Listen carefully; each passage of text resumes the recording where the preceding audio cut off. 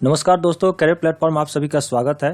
मैं हूं विनोद और आज हम डिस्कस करेंगे फंक्शंस ऑफ आरबीआई के बारे में।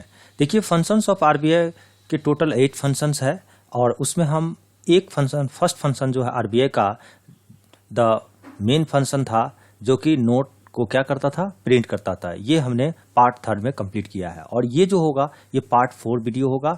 और इससे पहले फर्स्ट फंक्शन हम कंप्लीट कर चुके हैं पार्ट 3 में, उस वीडियो को जरूर आप देखिए। और इसमें जो है टोटल मिला के 8 फंक्शन है, जिसमें से हम जो है एक फंक्शन तो हम कंप्लीट किए हैं पार्ट 3 में, और इसमें जो है हम जो है पार्ट जो है आपका 4 में जो है 7 फंक्शन को हम कंप्लीट करेंगे। तो देखते हैं यह 7 फंक्शन कौन कौन सा है, ये इंपॉर्टेंट है। अब बने रहिए हमारे लास्ट तक, बीच में स्किप मत कीजिए प्लीज, ताकि आपकी नॉलेज अधूरी ना रहे।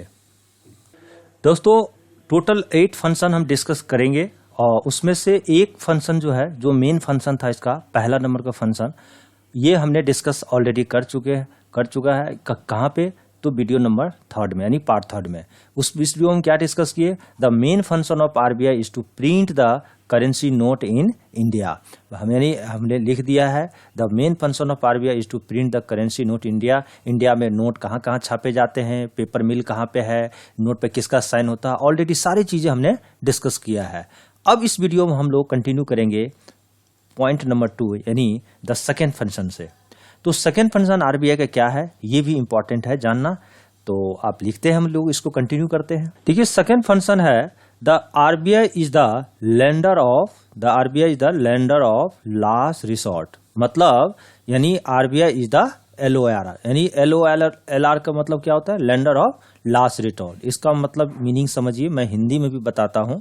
इसका मीनिंग ये हुआ, बैंकों के लिए, आप यहाँ पे लिख लीजिए, बैंकों के लिए उम्मीद की क्या है?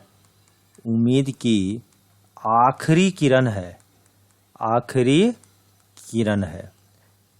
ठीक है, किरण है। देखिए, एक तरह का बैंकों का फादर है एक तरह का। तो बैंक को कभी भी लोन चाहिए ना, तो मार्केट से पहले पैसा निकाल सोचता है कि ले ले। अगर मार्केट में किसी ने पैसे नहीं दिया तो लास्ट में किसके पास जाएगा? आरबीआई को जहां से भी हो वो पैसा देना है उसको, वो देंगे। तो उम्मीद की आखिरी किरण पे कौन साथ दे रहा है इनको? बैंकों के पापा कौन है? आरबीआई। तो इसीलिए RBI is the lender of last resort. बैंकों के लिए उम्मीद की आखिरी किरण बन के कौन है? आरबीआई है। तो सेकंड फंक्शन ये है। देखिए, फर्स्ट फंक्शन काफी डिटेल में थी, इसीलिए मैंने उसको एक एक करके एक्सप्लेन किया। सेकंड फंक्शन जो है बस एक लाइन का है, आपको यही याद रखना है। तो इस तरह से सेकेंड से लेकर 6 तक आपको एक एक लाइन का फंक्शन है। जब हम 8वां फंक्शन पर पहुंचेंगे तो उसमें मॉनेटरी पॉलिसी पढ़ेंगे, रेपो रेट, SLR, CRR। तो 8th फंक्शन भी आपकी लंबी होगी। तो यानी फर्स्ट फंक्शन भी थोड़ी सी लॉन्ग टाइम की होगी और 8 फंक्शन भी थोड़ी लंबी होगी, और बाकी जो 2 से 6 तक जो फंक्शन होगा एक एक लाइन का होगा। ये डायरेक्ट एग्जाम में क्वेश्चंस आते हैं। बाकी हम 8वां फंक्शन को डिटेल में डिस्कस करेंगे। तो फर्स्ट फंक्शन समझ में आ गया। अब चलते थर्ड फंक्शन। थर्ड फंक्शन क्या है आरबीआई के लिए? तो RBI is the central bank of India, ये भी लिखना है, ठीक है। थर्ड फंक्शन का है कि the RBI is the central bank of India. देखिए, हर कंट्री का एक सेंट्रल बैंक होता है जो कि यूनिक होता है। हर कंट्री में एक ही सेंट्रल बैंक होता है जो सारे बैंकों को क्या करता है? रेगुलेट करता है। उसी तरह से हमारे देश में यानी इंडिया में RBI is the central bank of India. It regulates all banking sector in India, also regulate the financial institution. यानी कई सारा फाइनेंशियल इंस्टीट्यूशन है, जिसको NBFC है, जिसको फाइनेंशियल इंस्टीट्यूशन भी आप बोल सकते हैं। फाइनेंशियल इंस्टीट्यूशन जैसे कई सारा आपका NBFC है, उनको भी यही आरबीआई ही देखता है, ठीक है। तो उन्हीं के अंडर में आता है, इनको रेगुलेट करता है। यानी हर देश का एक कोई न कोई सेंट्रल बैंक होगा। जैसे अगर हम बात करें USA का, अगर आप अमेरिका में जाएंगे तो अमेरिका में क्या है, वहां का जो सेंट्रल बैंक होगा वो यूनिक होगा, सेंट्रल बैंक, ठीक है। हर कंट्री का एक सेंट्रल बैंक जो है यूनिक होता है। वहां पे क्या है, वहां पे जो सेंट्रल बैंक है वो फेडरल रिजर्व करके है। तो वहां की जो है, जैसे हमारे देश में लिखा रहता है ना reserve bank of India note पे, उसी तरह US में लिखा रहता है फेडरल रिजर्व। उसी तरह से इंग्लैंड अगर आप जाते हैं, इंग्लैंड यानी UK, तो वहां पे जो होगा बैंक ऑफ इंग्लैंड, ठीक है। इस तरह से होगा। तो ये बैंक इंग्लैंड में जो है, यूके को बोलिए या इंग्लैंड में अगर आप जाते हैं तो बैंक ऑफ इंग्लैंड होगा उसका। और यानी बैंक ऑफ इंग्लैंड यूके का जो भी बैंक है, ये oldest central bank in the world, oldest central bank, ये ध्यान रखिएगा, oldest central bank in the world, world का सबसे पुराना सेंट्रल बैंक है। ठीक है। उसी तरह ऑस्ट्रेलिया का जाएंगे, अगर ऑस्ट्रेलिया में जाएंगे तो वहाँ का जो ऑस्ट्रेलिया में यानी आपको जो सेंट्रल बैंक होगा, वहाँ का ऑस्ट्रेलिया का रिजर्व बैंक ऑफ ऑस्ट्रेलिया, जैसे हमारे इंडिया का क्या है रिजर्व बैंक ऑफ इंडिया, वहाँ का है रिजर्व बैंक ऑफ ऑस्ट्रेलिया। उसी तरह हर कंट्री का अलग है, जैसे नेपाल का अलग है, बंगाल का अलग है, पाकिस्तान का सेंट्रल बैंक क्या है, आपको कई बार एग्जाम आपसे पूछ भी सकता है, नहीं भी पूछ सकता है, एक नॉलेज का पॉइंट ऑफ व्यू से अगर देखा जाए तो वहाँ पे है स्टेट बैंक ऑफ पाकिस्तान, वहाँ का सेंट्रल बैंक है, जो उस देश की सारी बैंकों को रेगुलेट भी करता है, वहाँ नोट भी इशू करेगा, करेंसी भी छापेगा वो, जैसे हमारे यहाँ आरबीआई छापता है। तो ये भी आपका एक फंक्शन है, RBI is the central bank of India and it's regulate banking sector in India. ठीक है।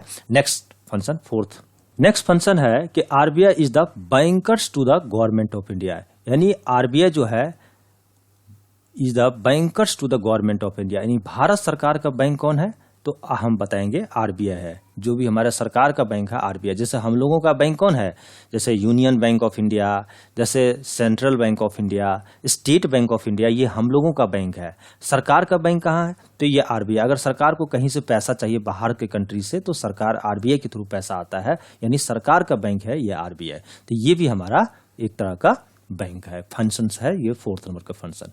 नेक्स्ट फिफ्थ फंक्शन हम पढ़ेंगे। नेक्स्ट फंक्शन है the RBI is the banker's bank. देखिए ये काफी इंपॉर्टेंट है, कई बार एग्जाम में हम देखने को मिला है। सभी बैंकों का बैंक कौन है, आरबीआई है। देखिए बैंकर्स बैंक का मतलब एपोस्ट्रोफिस लगा हुआ है, इसका मतलब होता है का, यानी बैंकों का बैंक है, बैंकों का बैंक। इसका मीनिंग ये समझिए एक बार, जैसे हमारा बैंक कौन है, जैसे यूनियन बैंक है, सेंट्रल बैंक है, उसी तरह से स्टेट बैंक है, ये हम सब का बैंक है। और स्टेट बैंक ऑफ इंडिया है, यूनियन बैंक है, सेंट्रल बैंक, उनका बैंक कौन है, आरबीआई है। तो यानी आरबीआई के साथ ना सेंट्रल बैंक का खाता खुलेगा, यानी आरबीआई में। तो यानी हमको अगर पैसा चाहिए तो हम सेंट्रल बैंक यूनियन बैंक से ले सकते हैं, यूनियन बैंक को पैसा चाहिए तो वो आरबीआई से लेगा। तो सभी बैंक जो है उनका बैंक कौन हुआ, बैंकों का बैंक कौन हुआ, तो आरबीआई हुआ। तो इसीलिए बोला जाता है कि RBI is the banker's bank and thus no personal account can be open या operated with from the RBI. मतलब आरबीआई के साथ हमारा ना तो खाता खुलेगा और ना उसके साथ हम ऑपरेट कर सकते हैं। किसके साथ, आरबीआई। कोई पर्सनल, कोई इंडिविजुअल आदमी जो है ना आरबीआई के साथ नहीं खाता खुलवा सकता है, ध्यान रखिएगा। ये बैंकों के लिए खाता है, सारे बैंकों का अकाउंट्स होगा उसमें। इसीलिए आरबीआई में अगर नौकरी लगता भी है तो आपको जॉब लगेगा ना, तो आरबीआई असिस्टेंट के रूप में अगर लगता है तो वहां पर जितना भी कस्टमर्स होंगे वो आपके बैंक होंगे। ठीक है। Next function number 6। Next function है the RBI represent the government of India. देखिए आरबीआई जो है गवर्नमेंट ऑफ इंडिया को रिप्रेजेंट करता है, कहाँ पे, in the international arena such as IMF and world Bank. देखिए आईएमएफ एंड वर्ल्ड बैंक एक तरह का इंटरनेशनल लेवल पे ये बैंक है। इनमें कभी अगर मीटिंग होता है, आईएमएफ और वर्ल्ड बैंक अगर कभी मीटिंग होता है तो हमारे देश से भारत सरकार को रिप्रेजेंट करने के लिए कौन सा जाएगा, तो आरबीआई जाएगा। इसीलिए RBI represent the government of India in the international arena such as IMF and world bank. तो बात करते हैं आईएमएफ क्या है, तो इंटरनेशनल मॉनेटरी फंड, ये है आपका तो मॉनेटरी फंड, इसका ये आईएमएफ है।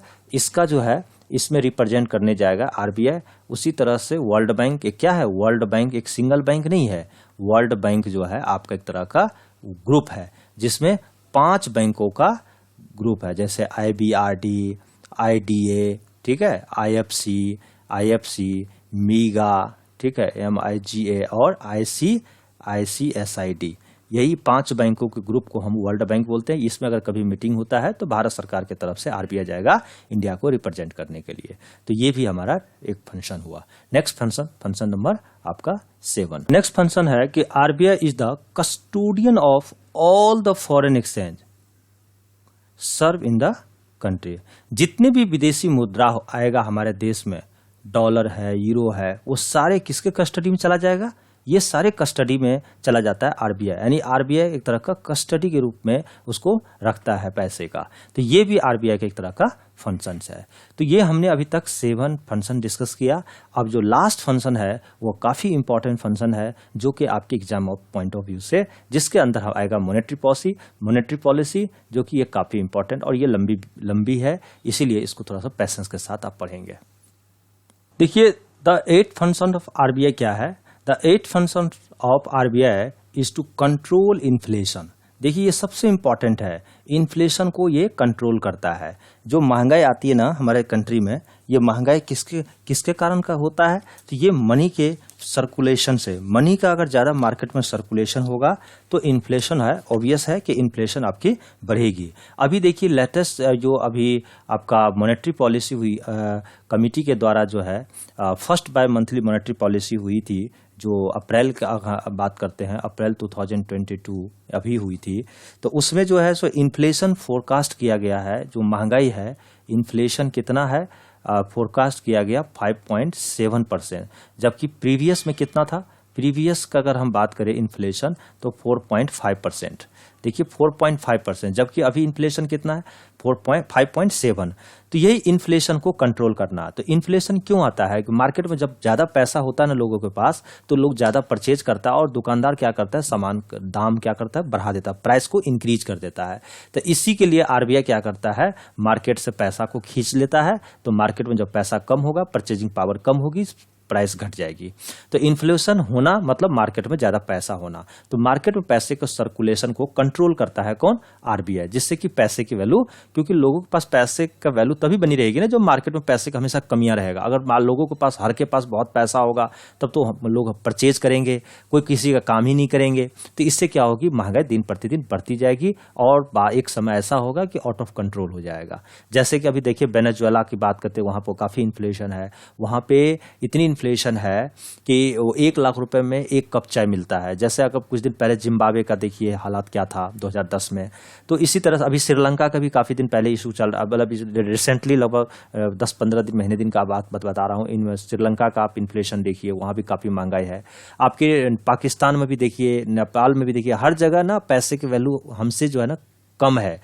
ठीक है, क्यों, ड्यू टू इन्फ्लेशन। ठीक है, तो यही चीज है, RBI is to control the inflation. ये टाइम टू टाइम हर 2 महीने पे इन्फ्लेशन को कंट्रोल करता है। And it regulate monetary policy. ये क्या रेगुलेट करता है, एक तरह का मॉनेटरी पॉलिसी। ठीक है, जो 6 मेंबर मिल करके एक मॉनेटरी पॉलिसी कमिटी बनाया और उसी कमिटी के तहत यह है ना मॉनेटरी पॉलिसी को रेगुलेट करते हैं। और इसके जो चेयरपर्सन होते हैं वो गवर्नर होते हैं। तो क्या लिख रहा है, the functions of RBI is to control inflation and it regulate monetary policy by issuing the quantitative and qualitative measures. 2 तरह का मेजरमेंट होता है जो मॉनेटरी पॉलिसी के अंदर। तो मॉनेटरी पॉलिसी को कौन रेगुलेट करता है, तो ये रेगुलेटेड बाय, आप यहाँ पे लिखेंगे आरबीआई, ये इसको आरबीआई रेगुलेट करता है। कई बार एग्जाम में पूछ देता है मॉनेटरी पॉलिसी रेगुलेटेड बाय, तो आरबीआई मॉनेटरी पॉलिसी लिखिए, या आप इसको ऐसे भी पूछ सकता है क्रेडिट पॉलिसी। ठीक है, एक तरह का क्रेडिट देता है, तो क्रेडिट पॉलिसी। तो इसमें 2 तरह का मेजरमेंट होता है, एक क्वांटिटेटिव, एक होता है क्वालिटेटिव। क्वांटिटेटिव में क्या होता है, repo rate, reverse repo rate, LAF, SLR, CRR, bank rate, MSF, OMO, कई बार हम टर्म रेपो ये सब भी पढ़ते हैं। उसी तरह क्वालिटेटिव मेजर्स का मतलब हुआ क्वालिटी को बढ़ाना, यानी बैंक जो है ना लोन देता है सिर्फ पैसे वालों को। बैंक लोन जनरली रहना चाहता है अर्बन एरिया में, तो सरकार करता है कि उसको रूरल एरिया की तरफ वो पुश करता है, धकेलता है कि रूरल एरिया में जाइए, गरीबों लोगों को लोन दीजिए। ठीक है, तो इससे क्वालिटी आपकी बढ़ेगी। इसीलिए हम यहाँ पर पढ़ेंगे पीएसएल, ट्रेस, मोरल सुएशन। तो ये 2 तरह का मेजरमेंट हमें पढ़ना है। तो इसी के लिए ये सब टूल है एक तरह का। ये जितने भी देख रहे हैं ना क्वांटिटेटिव, ये एक तरह का टूल है और इस टूल के हेल्प से इन्फ्लेशन को क्या किया जाता है, कंट्रोल किया जाता है। कितने दिन पे, हर 2 महीने पे, एवरी 2 मंथ, एवरी 2 मंथ, हर 2 महीने पे महंगाई को क्या करेगा, कंट्रोल करेगा। तो एवरी 2 मंथ पे जो महंगाई कंट्रोल करता है ना, तो उसको बोलते हैं हम लोग बाय मंथली। क्या बोलते हैं, बाय मंथली। ठीक है, bimonthly monetary policy, monetary policy. तो यानी एक तरह का द्विमासिक हो गया, हर 2 महीने पे द्विमासिक मॉनेटरी पॉलिसी। तो साल में कितनी बार हो गई, 6 टाइम्स पर ईयर, 6 बार जो है आपके मॉनेटरी पॉलिसी होती है हमारे पूरे एक साल में। तो पहले अप्रैल से चालू होगा, अप्रैल में फर्स्ट होगा, उसके बाद जून में सेकेंड होगा।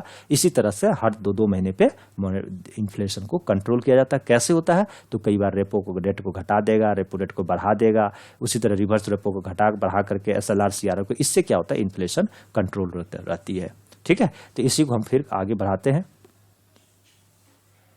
देखिए, इन्फ्लेशन कंट्रोल करने के लिए जो सरकार, जानते हैं आप, bimonthly monetary policy system Raghuram Rajan के कार्यकाल का है 2013 से। लेकिन जब उर्जित पटेल जी आए तो उसने क्या किया, एक कमेटी का गठन किया। ये अप्रॉक्स मान कर चलिए 2016 में है, 2016 में मॉनेटरी पॉलिसी कमेटी का गठन किया। तो पहले क्या हो रहा था कि RBI के गवर्नर जो है ना महंगाई को कंट्रोल करता था, वही सारा चीज़ें देखता था।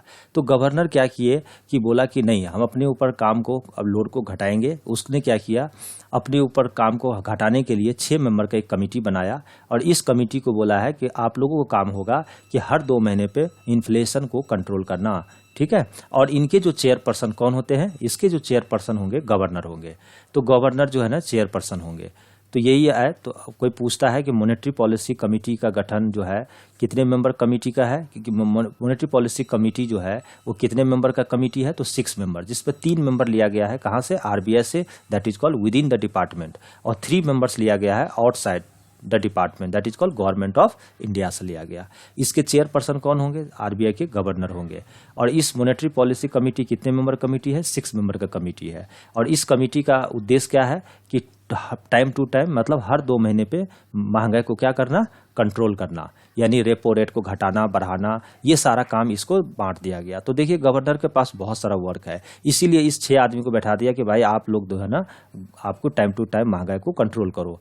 ठीक है, और वेरीफाई कहाँ होता है? गवर्नर के पास जाकर के। इकोनॉमिस्ट होते हैं सारे चीज़। ठीक है, तो इस तरह से मॉनेटरी पॉलिसी, इस पे UPSC में भी क्वेश्चन आया है, SSC में भी क्वेश्चन आया, बैंक में भी क्वेश्चन आया है। तो UPSC में पूछा गया कि मॉनेटरी पॉलिसी कमेटी जो है वो कितने मेंबर कमेटी है। बैंक में पूछा गया मॉनेटरी पॉलिसी कमेटी में आउटसाइड से कितने मेंबर लिए गए हैं। कई बार बैंक में पूछा गया मॉनेटरी पॉलिसी कमेटी के चेयरपर्सन कौन होते हैं? तो गवर्नर होते हैं। तो ये सब थोड़ा ध्यान रखना है। ठीक है, तो अभी जो हमारे देश में मॉनेटरी पॉलिसी होती है, पहले होता था क्वार्टरली, मतलब हर 3 महीने पे, उसके बाद आया 45 दिन वाला 1.5 महीने के।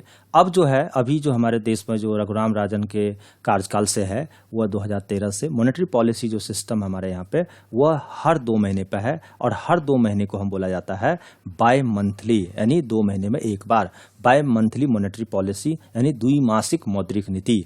ठीक है, और ये हर 2 महीने पे होता है। तो साल में कितनी बार हो गई? 6 बार मॉनेटरी पॉलिसी होगा। सपोज करते हैं, देखिए ये आपका स्टार्ट है 2013 से, 2013 से इस तरह से चल रहा है। मैं 2012 का, मतलब 2022 का मैं डिस्कस कर रहा हूँ।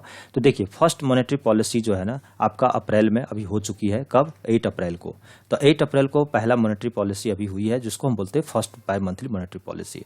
तो अभी जो आपके रिसेंट में जो है आपके एग्जाम्स होता है, अप्रैल से लेकर के जून के बीच में अगर कोई पेपर होता है, मतलब जून से पहले, यानी अप्रैल और मई में पेपर होगा, तो अप्रैल का आपको याद रखनी पड़ेगी कि इस समय रेपो रेट क्या है, इस समय हमारे देश में रेपो रेट क्या चल रहा है, SLR क्या चल रहा है, CRR कितना % है, ये सब अपडेट करके आप जाएंगे। जितने भी टूल है ना इसके वैल्यू, जैसे आप रेपो रेट आपका कितना 4% हो गया, SLR कितना हो गया, CRR कितना है, तो अप्रैल का डेटा याद करके जाएंगे। जैसे आपका जून के फर्स्ट वीक में सेकेंड मॉनेटरी पॉलिसी होगा, second by monthly monetary policy, तो रेपो रेट, SLR, CRR हो सकता है सारा चेंज हो जाए, हो सकता है अनचेंज रहे। तो उस जून का आपको उस समय अपडेट करना पड़ेगा। यानी आपको हमेशा मैगजीन पत्रिका पढ़ते रहना है। ठीक है, और नहीं भी पढ़ेंगे तो हम आपका करंट अफेयर के थ्रू जो हम वीडियो बनाएंगे अलग से सेपरेट, पूरा मंथली करंट अफेयर, उसमें जो है 1 महीने का डिस्कस करेंगे। उसमें मॉनेटरी पॉलिसी में रेपो रेट, SLR सारा अपडेट करेंगे। तो अगर सपोज करो कि आपने मान लिया जाए जनवरी में पेपर देना है, तो जनवरी में पेपर दोगे तो अभी जो हम पढ़ा रहे मॉनेटरी पॉलिसी में रेपो रेट इतना, ये नहीं पढ़ के जाना है। जनवरी में आपको दिसंबर में देख लेना, 2022 का दिसंबर में जो है कि रेपो रेट कितना % है, वो आप नेट से सर्च करके उसके अकॉर्डिंग आप एग्जाम में टिक करना, क्योंकि वहां पूछ देता है 5th bimonthly monetary policy के अकॉर्डिंग रेपो रेट क्या है, 6 बाय मंथली। तो इस तरह से आपकी ये मॉनेटरी पॉलिसी आपको 6 बार होगा। फिर अप्रैल में 2023 का 1st bye monthly monetary policy होगा। तो एक तरह का ये सब टूल है जो हर 2 महीने पर महंगाई को क्या करता है, कंट्रोल करने का काम करता है, कभी घटाता बढ़ाता है। तो इस तरह से एग्जाम में क्वेश्चन आता है कि हमारे देश में जो मॉनेटरी पॉलिसी है वो कौन सी सिस्टम है, तो आप बता दीजिएगा बाय मंथली मॉनेटरी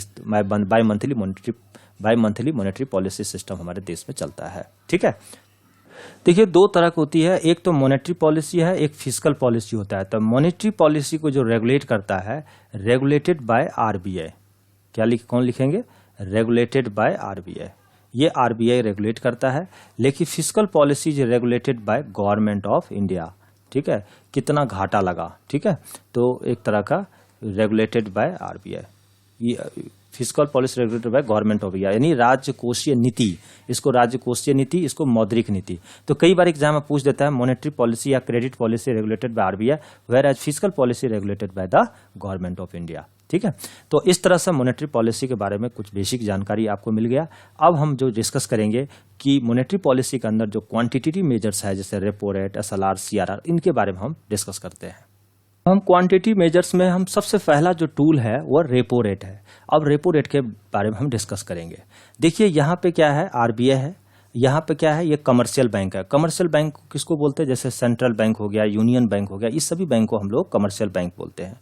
और ये है मार्केट, मार्केट में कौन रहते हैं, हम आप मार्केट में रहते हैं। ठीक है, तो रेपो रेट क्या होता है, जब हमें लोन की जरूरत होती है तो हम कमर्शियल बैंक के पास जाते हैं और कमर्शियल बैंक से लोन लेते हैं। लेकिन कमर्शियल बैंक को अगर लोन चाहिए तो किससे लेगा, आरबीआई से लेगा।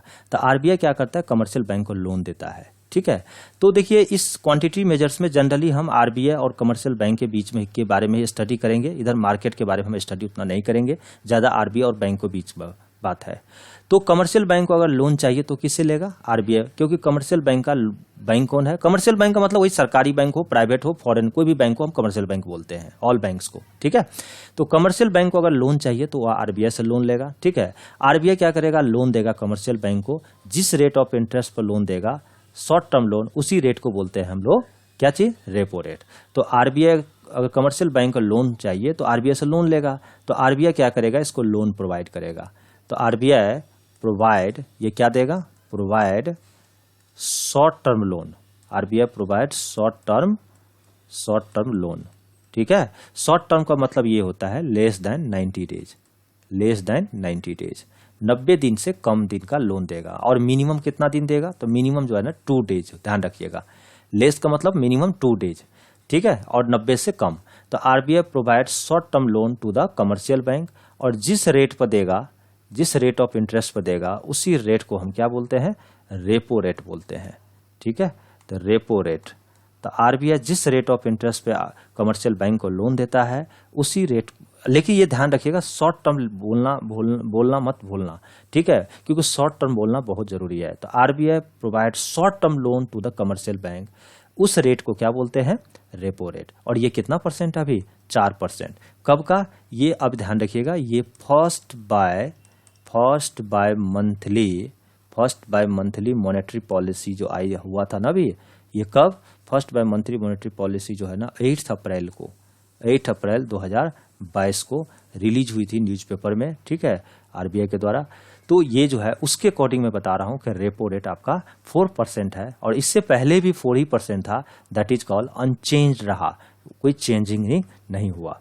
तो ये है आपका रेपो रेट। तो रेपो रेट क्या है, the rate of interest at which RBI gives short term loan to the commercial bank is called repo rate. आ गया समझ में, तो इसको ध्यान रखना जरूरी है। अब आपसे क्या पूछता सकता है कि आरबीआई देखिए क्या करता है, अभी तो अनचेंज रहा, हो सकता है आरबीआई इन रेपो रेट को बढ़ा दे, तो इससे रिलेटेड भी क्वेश्चन आ सकता है आपके एग्जाम में। देखिए क्वेश्चन को हम डिस्कस करते हैं। अगर सपोज कीजिए कि आरबीआई रेपो रेट को बढ़ा दे, if repo rate is increases then inflation becomes, तो हम मान लेते हैं कि आरबीआई ने रेपो रेट को बढ़ा दिया, और ये बढ़ाकर कितना कर दिया, मान ले सपोज करो 5% कर दिया। ठीक है, उतना तो नहीं बढ़ता है, जनरली 1% का मतलब होता है, आप ध्यान रखिएगा 1% अगर बढ़ा तो इसका मतलब होता है इकोनॉमिक्स में 100 बीपीएस माना जाता है। BPS means basis point. अगर 0.5 से अगर परसेंट बढ़ा, इसका मतलब हुआ 50 बीपीएस। ठीक है। तो जनरली 25 बीपीएस, 50 बीपीएस, 100 बीपीएस से रेपो रेट को घटाया बढ़ाया जाता है। ठीक है, तो ये इस तरह से ध्यान रखिएगा। 1% का मतलब 100 बीपीएस। जैसे कई बार देगा हमें 50 बीपीएस से रेपो रेट को बढ़ा दिया या कट कर दिया, तो इसका मतलब हुआ 0.5 से कट कर दिया रेपो रेट को। ठीक है, तो इस तरह से भी आपको ध्यान रखना है। चलते हैं इसके आगे, हम जो है बात करते हैं इस क्वेश्चन को कि अगर आपका रेपो रेट को बढ़ा दिया जाए, तो रेपो रेट ने बढ़ा करके हमने क्या किया यहाँ पे 5% सपोज किए, यानी 100 बीपीएस से बढ़ा दिए। तो इससे होगा क्या कि आरबीआई लोन को क्या कर दिया, महंगा कर दिया। जब लोन महंगा हो जाएगा तो कमर्शियल बैंक लोन आरबीआई से लोन लेना क्या हो गया, कम कर देगा। ऑब्वियस है कि आरबीआई ने रेट बढ़ा दिया तो कमर्शियल बैंक बोलेगा भैया ऐसा है कि अब हम आपसे लोन नहीं लेंगे। तो जब ये लोन नहीं लेगा, इसके पास ज़्यादा पैसा आएगा नहीं, तो ये मार्केट में भी पैसा का फ्लो इसका लोन देना क्या कर देगा, कम कर देगा। क्योंकि लोन महंगा हो गया तो इसके पास पैसा कम होगा, तो ये मार्केट में भी लोन कम देगा। और जब मार्केट में पैसा का फ्लो कम हो गया तो मार्केट में ऑब्वियस है, जब मार्केट में पैसे की फ्लो कम हो जाएगी तो इन्फ्लेशन क्या हो जाएगी, ऑब्वियस है घट जाएगी, डिक्रीज हो जाएगी। क्योंकि मार्केट में पैसा लोगों के पास होगा ही नहीं है, आसानी से लोन नहीं मिलेगा, खरीदारी नहीं करेगा, दुकानदार दाम क्या करेगा, घटा देगा। तो इन्फ्लेशन क्या हो गई, महंगाई क्या हो गई, डिक्रीज हो गई। इसका मतलब ये हुआ कि रेपो रेट में क्या रिलेशन हो गया, इसका मीनिंग ये हुआ कि इन्फ्लेशन जो है, इन्फ्लेशन का अगर हम बात करें तो inversely proportional to repo rate. आ गया समझ में। तो महंगाई जो है आपका रेपो रेट का इनवर्स रिलेशन है। अगर रेपो रेट को बढ़ाएंगे तो महंगाई घटेगी, अगर रेपो रेट को घटाएंगे तो महंगाई बढ़ेगी। ये आपको ध्यान रखना है। तो समझ में आ गया, पहला टूल देख लिया आरबीआई ने कैसे महंगाई को कंट्रोल करता है। अब हम बात करते हैं रिवर्स रेपो रेट का। देखिए आरबीआई इस टूल का भी यूज करता है इन्फ्लेशन को कंट्रोल करने के लिए। देखिए जनता के पास, लोगों के पास पैसा है जो कि मार्केट में है, इनके पास पैसा ज्यादा होता है तो ये क्या करते हैं, बैंक में जमा करते हैं। तो आरबीआई कहता है बैंक को कि देखो जितना भी आपके पास पैसा है, ठीक है, उतना पैसा, जो भी पैसा आपके पास है, जो जरूरत है उतना पैसा रख लो और बैंक में, और जितना एक्सेस अमाउंट होता है, जितना भी एक्स्ट्रा पैसा है वो मुझे दे दो, और उस पर हम जो रेट, हम कुछ ना कुछ रेट ऑफ इंटरेस्ट देंगे, और जो हम रेट ऑफ इंटरेस्ट देंगे इसी को हम बोलते हैं रिवर्स रेपो रेट। तो कमर्शियल बैंक क्या करता है, जो भी एक्सेस अमाउंट है, जैसे सपोज करो कमर्शियल बैंक के पास आ रहा है 15 रुपये, सपोज कीजिए, इसको जरूरत है 10 रुपये का, तो 5 रुपये एक्स्ट्रा हो रहा है, वो 5 रुपये एक्स्ट्रा दे रहा है किसको, आरबीआई को। इससे क्या हो रहा है, इसका पैसा आरबीआई के पास सेफ भी है और उस 5 रुपये पर इसको इंटरेस्ट भी देगा आरबीआई। तो जो इंटरेस्ट देगा वही, उसी को बोलते हैं रिवर्स रेपो रेट। तो कमर्शियल बैंक क्या किया, एक्सेस अमाउंट दे दिया किसको, एक्सेस अमाउंट, एक्स्ट्रा अमाउंट जो एक्सेस अमाउंट टू द किसको, आरबीआई। ठीक है, कमर्शियल बैंक क्या किया, एक्सेस अमाउंट किसको दे दिया, आरबीआई को। लेकिन ये भी ध्यान रखिएगा, ये भी शॉर्ट टर्म के लिए, क्या किसके लिए, शॉर्ट टर्म के, ये भूलिएगा नहीं। तो आरबीआई क्या करेगा, उस पर एक तरह का इंटरेस्ट देगा, ठीक है, और जो रेट ऑफ इंटरेस्ट देगा, रेट ऑफ इंटरेस्ट देगा, उसी रेट ऑफ इंटरेस्ट को बोलते हैं reverse repo rate, reverse repo rate. और अभी जो first by monthly monetary policy जो अप्रैल में हुई थी, उसके अकॉर्डिंग मैं बता रहा हूं, रिवर्स रेपो रेट जो है 3.35% है, जो कि ये भी अनचेंज रहा इससे पहले वाला जो हुआ था फरवरी में, उससे, ठीक है, अनचेंज रहा। तो अब आप समझ में आ गया कि कमर्शियल बैंक एक्सेस अमाउंट, जो एक्स्ट्रा पैसा है वो आरबीआई को दे दिया, और आरबीआई उस पैसा पर जो रेट ऑफ इंटरेस्ट दे रहा है कमर्शियल बैंक को, उस रेट को बोलते हैं हम लोग रिवर्स रेपो रेट। ऑब्वियस है कि आप जब बैंक, कमर्शियल बैंक इनसे लोन लेगा तो देखिए 4% मिल रहा है, खुद का पैसा अपना रख रहा है तो उसको 3.35% ही दे रहा है आरबीआई। ठीक है, तो इसी को बोलते हैं रिवर्स रेपो रेट। अब इससे रिलेटेड देखिए एग्जाम में क्वेश्चन कैसे आते हैं, अब समझिए पहले को। अब कह रहा है क्वेश्चन कि if reverse repo rate is increases then inflation becomes, inflation पर क्या असर पड़ेगा। अगर रिवर्स रेपो रेट को आरबीआई ने, सपोज करो आरबीआई ने 15 बीपीएस से आरबीआई ने क्या किया, रेपो रेट को, रिवर्स रेपो रेट को बढ़ा दिया, तो अगर आप इसको बढ़ा देंगे तो ऑब्वियस है ये क्या हो जाएगा, 3.35%, 350%। 15 बीपीएस से बढ़ा दिया, यानी 0.15 से क्या किया, बढ़ा दिया। तो रिवर्स रेपो रेट जब बढ़ जाता है तो आरबीआई क्या कर रहा है, कमर्शियल बैंक को ज्यादा लोन मतलब ज्यादा इंटरेस्ट दे रहा है, तो कमर्शियल बैंक के लिए फेवरेबल कंडीशन हो गया, और कमर्शियल बैंक ज्यादा से ज्यादा पैसा किसके पास रखेगा, आरबीआई के पास रखेगा। तो मार्केट में पैसा का फ्लो क्या हो गया, घट गया, क्योंकि सब पैसा जाएगा आरबीआई के पास, मार्केट में पैसा भी लगाएगा नहीं क्योंकि रिस्क है। तो मार्केट में पैसा का जब फ्लो क्या हो गई, घट गई। तो जब मार्केट में पैसा नहीं है तो महंगाई क्या हो गई, ऑब्वियस है कम हो गया, डिक्रीज हो गया। तो इसका मतलब ये हुआ कि यहाँ भी इन्फ्लेशन जो है इनवर्सली रिलेशन हो गया किसके, इन्फ्लेशन जो है इनवर्स रिलेशन हो गया किसका, रिवर्स रेपो रेट का। ये याद रखना है, रिवर्स रेपो रेट का। अगस्त में तो यहाँ भी यही रिलेशन है, तो इसको ध्यान रखिएगा। रिवर्स रेपो, जैसे अगर आप मान ले रिवर्स रेपो रेट को घटा दिए, इसका मतलब क्या हुआ कि आरबीआई इसको इंटरेस्ट कम दे रहा है। जब कम देगा तो ये आरबीआई को पैसा रखना पसंद नहीं करेगा, ये पैसा लगाएगा मार्केट में। मार्केट में पैसा का फ्लो बढ़ जाएगा, लोगों के पास परचेजिंग बढ़ेगी, बढ़ने से क्या होगा, इन्फ्लेशन ऑब्वियस है इंक्रीज हो जाएगा। ठीक है, तो इस तरह से वो टूल को यूज किया जाता है। नेक्स्ट देखिए स्टूडेंट, कई बार एग्जाम में ये भी पूछा जाता है कि जो थर्ड जो आपका टूल है वो LAF है, इसके फुल फॉर्म ही पूछे जाते हैं एग्जाम में। LAF स्टैंड फॉर, कई बार हमने देखा है ये भी पूछे जाते हैं इन LAF, ठीक है। A स्टैंड्स फॉर, तो LAF में A का क्या मीनिंग है, दैट मीन्स एडजस्टमेंट। ऐसे क्वेश्चंस पूछे जाते हैं, ध्यान रखिएगा। LAF में A का क्या मीनिंग है, एडजस्टमेंट। तो इस तरह से ऑब्जेक्टिव में कई बार क्वेश्चन पूछ दिए जाते हैं बैंक का एग्जाम में, तो इसको ध्यान रखेंगे। अब LAF क्या होता है, देखिए ये एडजस्टमेंट है। जैसे सपोज कीजिए बैंक से आपने 13% पे लोन लिया और आप पैसा जब बैंक में रखते हैं तो आपको 4% दे रहा है, तो जो 9% का जो डिफरेंस है, 9 में से 4 को घटा दीजिए, यानी आपको 13 में से 4 को घटाइए, 9% का जो गैप है इसी को बोलते हैं LAF। यानी LAF का मतलब ये हुआ कि डिफरेंस बिटवीन रेपो रेट और माइनस क्या होगा, रिवर्स रेपो रेट। इसी को हम लोग LAF बोलते हैं। कितना का एडजस्टमेंट है, ठीक है, इसी को LAF बोलते हैं। तो फॉर एग्जांपल LAF क्या होगा, रेपो रेट कितना पे आरबीआई लोन दे रहा है कमर्शियल बैंक को, 4% पे। कमर्शियल बैंक जब पैसा रख रहा है तो उसको मिल रहा है कितना, 3.35%। इसका मीनिंग ये हुआ कि पॉइंट जो है 65% का जो है गैप आ रहा है, यही LAF वैल्यू है। ठीक है, लिक्विडिटी एडजस्टमेंट फैसिलिटी। ठीक है, तो इसको ध्यान ही आपको रखना है। दोस्तों इस वीडियो में हम ना यही 3 टूल तक हम रखेंगे, क्योंकि वीडियो काफ़ी लंबी हो जाएगी। 30 मिनट्स के 31 मिनट्स ऑलरेडी हो चुका है। इसके जो नेक्स्ट जो है टूल है, जैसे SLR, CRR, bank rate, MSF, ये जितनी भी सारी चीज़ें हैं, ये हम नेक्स्ट पार्ट यानी पार्ट 5th नंबर का जो होगा, आप उस प्लेलिस्ट में जाकर के 5th पार्ट आप पढ़ करके वहाँ से आप रीड करेंगे। ठीक है, तो लर्न करेंगे। तो 5th पार्ट में हम जो है सो बाकी जो टूल बच गए SLR, CRR, उसमें हम डिस्कस करेंगे। तो इस वीडियो में दोस्तों हम यहीं तक रखते हैं। Thank you, career platform.